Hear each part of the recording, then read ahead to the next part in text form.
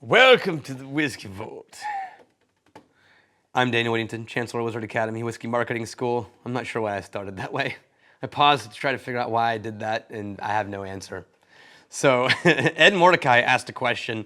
Can you explain how the market works for whiskey? How you get from the product all the way through to MSRPs and things like that. I'm gonna leave some things out, but I'm gonna give you the basic ingredients of this process based on my knowledge as a craft distiller with Crowded Barrel. Damn, that sticker is gonna cut a hole in my finger. Okay. I can't answer this question for all the states because the rules are different. I can't answer it for Scotland and Ireland, but I can answer it for Texas and craft distilleries. Your mileage may vary, but hopefully it gives you a bit more understanding of why the prices are the way they are. First, there's a lot that goes into making whiskey. You have to buy a location, rent, property, construction, stills, fermenters, employees. I'm not counting any of those things, right? So forget all of that. All I'm going to talk about is this, right here, this part. So first, the spirit in here. That's a who knows answer. And what I mean is, even at Crowded Barrel, there were times when we got a barrel for $1,500, which ends up being about $8 a bottle in spirits if you do cask strength release. And then there was when we released Single Mom, where it took us 6 months to fill a single full-size barrel. I don't even want to think about how much money went into that whiskey. There's no way we even broke even. We lost probably $10,000 on selling that bottle. But because the cost input was 3 years before we released it, by the time we released it, it was just nice to get some cash flow. But my guess is the cost of that Single Mom bottle in liquid alone was probably crawling in on 3 digits. Oh, God. Live and learn. So I'm not going to guess on how much a bottle costs at any given place. If you're Jameson, your liquid cost is very different than if you are Iron Root or Starlight in Huber Family Winery. The cork, or let's say the bottle can range, we found from craft guys, as cheap as like 50 cents a bottle if you buy enough and it's a generic shape that everyone uses, and as much as $2 to $3 to $4 to $5 if you have to buy less quantity and higher custom bottles. So think average $1 to $3 a bottle for craft, and then way cheaper for the big guys because they're buying in multi-container loads from China, right? That gets it down into single-digit pennies at a certain point. And honestly, if you want a custom bottle, like my friends at Raleigh Distillery, Old Raleigh, Brandon McCraney, his bottles are a work of art. I don't even want to know what they cost him, but I know when we were looking for that kind of thing, you had to open the conversation with the ability to write a $50,000 check for the custom prints and the molds and like design and all of that kind of stuff. And then you have to commit to like, that's it, you're in with that manufacturer. They make your bottles. So already, if it was Crowded Barrel and it was a generic MGP release, we're say $8, and then we're another $2 or $1.50 or $1.25 in for the bottle. Then the corks ranged in our experience from anywhere from 15 cents to $1 if we wanted like fancy different things. When we got the heavier weight and the non-real cork, it went down a little bit. So say $1 a cork to 50 cents. We never bought, because we never wanted to store. Storage was a problem for us. If you can buy way more, you can get your cork prices way down from that, right? Again, all of these answers have a lot of variables. So I'm just answering from the perspective of a baby distillery, right? So now we're in for $10, and we haven't put stickers on it yet. Then we put stickers on it, and we were able to get stickers down to 50 cents a sticker. At one point when we got our sticker label so generic that we were able to print in bulk and then just write variations on the side. But that took a while. At first it was more like about $1 a bottle because we had 4 different stickers that had to be put on. So figure we're at $11 now for a bottle, and we haven't ordered boxes to deliver them in yet because they've got to get to retail. So this next part, okay, first, a box. A custom box, a generic box, super freaking cheap. That would just hold the 12-pack or a 6-pack of whiskey. Man, a dime a box or less, right? A custom box with your brand and wording and stuff like that, we could go as high as $1 or $2 a box in the small scale that we were working on. So let's just say 50 cents to $1 for a box, but that's spread across 6 or 12 bottles, right? So let's just say 10 cents. So now we're at $11.10, roughly speaking. And then things change dramatically. Dramatically. But first, let's drink this whiskey. This is Brothers Bond, Bottled in Bond, 7-year. This was the whiskey. Wow, did you guys see that? It shot a thing of whiskey up, landed dead middle of my forehead. Can you see that? Like sometimes you pick up a Glencairn that does this perfect like launch and then comes off the inner. It does for me because I talk with my hands. Wow, it was dramatic. Okay. Anyway, this is the project of Ian Somerhalder and Paul Wesley, the Vampire Diaries, two guys who drank bourbon during most of the shooting of their show and became friends and then decided, screw it, let's launch our own bourbon company. Because why the hell not? Income diversification. They sourced it from MGP, 51% corn, 39 rye, 10 malted rye. And this is 7-year-old whiskey, bottled in bond. It smells like very rye-forward bourbon. Little oaky, little tannic, kind of dry, and almost dusty. Okay. Let's try this.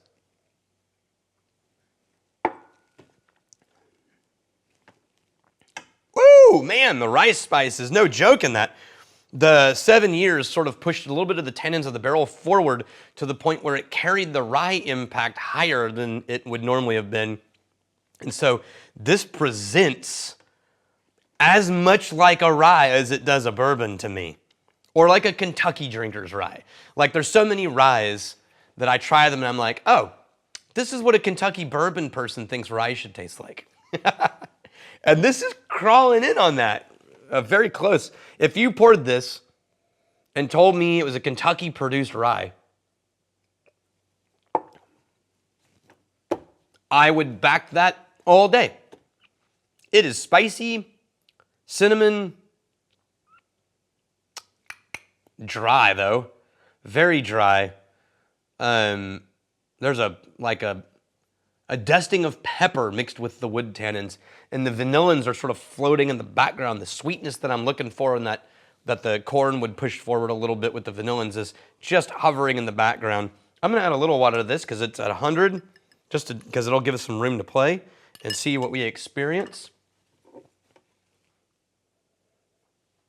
Once again, generic marketing copy on the bottle. It's always frustrating when people who write marketing copy on bottles try to make a really big deal out of crap that's relatively pointless.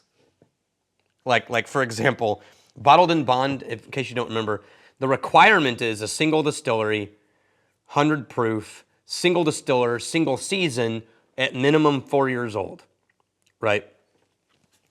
This is 7. They spent an entire sentence explaining that we only had to age it till 4, but instead we aged it till 7.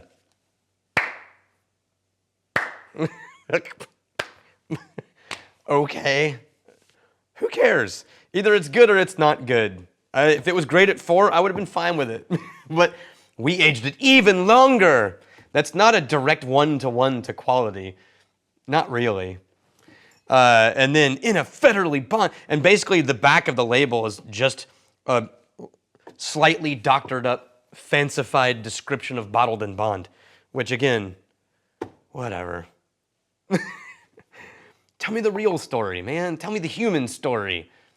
Don't give me a really crappy marketing version of a whiskey education that I didn't ask for on the back of a bottle. I think it pushes a little oaky for me. I would have liked this. I wonder what it's like on a rock, one big rock. I bet it'd be awesome. I would have liked this, I think, a little younger. I would have liked to have seen, or maybe not. I think that the barrel's probably pushing the rye forward more than I want it to. And that if it was a little younger, the barrel tannic impact would have been a little more of a layer, and I would have gotten a little bit more of a balance of the corn and rye.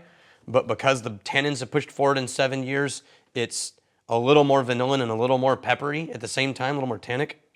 And meh. Okay. It's fine. Tastes like 7-year-old MGP. Well, that sounds really rude. I don't mean it to be. I like MGP. They make great whiskey. Okay, so now we have a bottle that's $11 and roughly 10 cents. And now we have a choice. Do we want to go to market and compete with bottles like this or Beyonce or Jameson, or right? Or do we want to stay real small, local, and just have people come into our distillery and buy our bottles from us? Well, if you go to a distributor, you make way less money than if you sell it at your tasting room. But don't think you get away scot-free in your tasting room. So first, if you sell it to, say, Total Wine or Bevmo or Specs or something like that, Twin Liquors here in Texas, you have to sell it to a distributor. And a distributor will work with you to determine the price based on what you want your bottle to retail at. Now, no one is allowed to determine retail price. That's illegal. A maker cannot enforce pricing for a retailer or a distributor. But we all know in the background, all of us are having conversations where we say something like, I'd really love to see this bottle be about $50 on the shelves. And then the retailer will say, well, then I'm going to need you to sell it to me for under 30. And then the distributor is going to say, yeah, then I'm going to need you to sell it to me closer to 20. And then you'll go, oh, helpful suggestion. Now you can decide that you want to sell it to the distributor at 30, and then the distributor is going to add money, anywhere from $2 to $10, depending on the distributor. And then they're going to try to sell it to a retailer who may or may not pick it up. And that retailer is going to now be paying $35, $40. And then they're going to mark it up to $70, $80 to make their mark. And then it's not going to move because none of your people are willing to pay $80 for fill in the blank, right? So you got to be smart about that. So when we were going to distributor, we aimed for a roughly $20 sale price. So we had roughly $12 in this whiskey, not counting any manual labor or facilities or anything. And then we would sell it to distributors somewhere in low 20s range. It would end up getting to the final consumer somewhere in the $50 range. So that means we made $8. That's just enough money to pay back the double our money on the liquid, and that's all. You can see how that's hard to make a living on, right? You got to real scale up on that. Now, in the distillery, you say, fine, we're going to sell it ourselves. We're going to cut out the retailer and the distributor, and we're going to market it $50, the same price that the retailer has it at. But that means we're going to keep $40, $38, right? And yeah, but hang on, because when you sell it yourself, it's complicated. If you sell it by the bottle, you have 3 different taxes to pay. If you sell it by the glass, you have 5, roughly speaking. So if I sell this by the bottle, I had to pay federal excise tax and state excise tax as it was aging and as I pulled it out of the warehouse and started bottling it. And then I have to pay income tax as a company, right? And then there is a secondary sales tax that has to be paid to the state as like a consumer sold product sales tax, right? So there's 3 / almost 4 right there.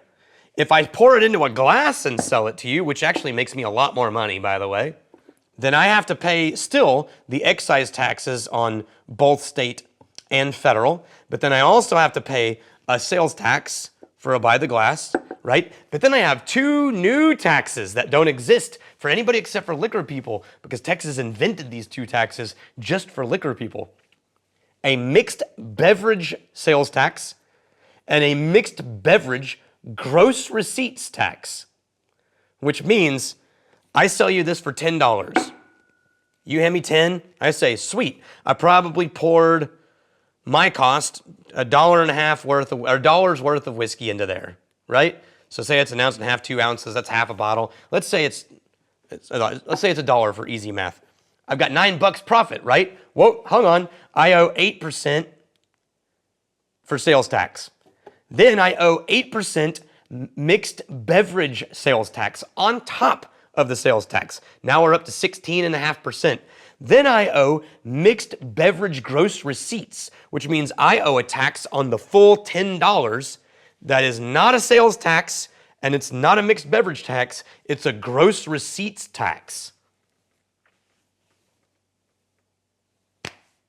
It's literally just a made-up third charge to just cash grab yet one more time. I pay roughly 25-ish% taxes on that pour, right? So I sell it to you for 10, immediately $2.50 to $3 worth of that money I have to pay in taxes. It cost me $1. Now we're talking 4, so I make $6 on that $10 glass, which is, better than nothing. But when you get those cocktails and you're thinking like, good man, they're charging me $15 for this bullshit. Yeah, they're only gonna make like $7 or $8. And they're gonna stay in business. And imagine how much that changes when the cost of all of this changes. So all of those things all have to be handled, right? So we made, for a distributor, we made $12 or less. For a bottle to our friends, we made maybe $25 after all the taxes are done. And by the glass, we maybe made like $40 for the whole bottle, $50, right? After all the taxes are done. And with that money, we have to build equipment, grow, hire employees, pay our employee taxes, pay our income taxes, pay our utilities, pay our rent and loans, and still somehow eat and feed families. So that's why whiskey is expensive. And that's why craft whiskey costs a little bit more. That was a long video. I hope it helps. And I'm really glad you're here. Cheers. For free, completely untaxed, and no payment to a distributor. You can like and subscribe.